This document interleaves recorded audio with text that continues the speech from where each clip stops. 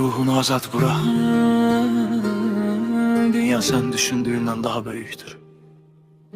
Tozlu yollar, köhne izler, yalan danışır bütün bu üzler. Kaçma özünden, dayan bir anlık, içinde gizli sonsuz aydınlık. Ne kızıl ne şöhret ne de kitap, İnsan tek özüne olmalı muhtaç. Dünya bir oyun, sen tek oyuncu, sonu bellidir olma yolcu.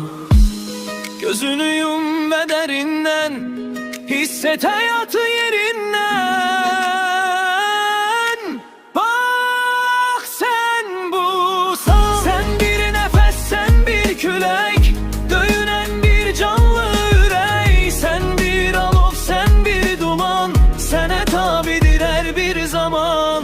Sen bir nefes, sen bir külek, dövünen bir canlı yürek. Sen bir alov, sen bir duman, sene tabidir her bir zaman.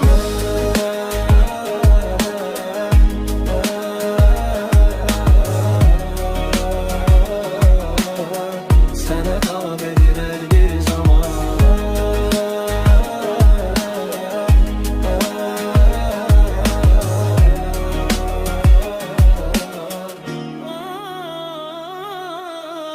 Ulduzlar yukarıda, sen ise burada.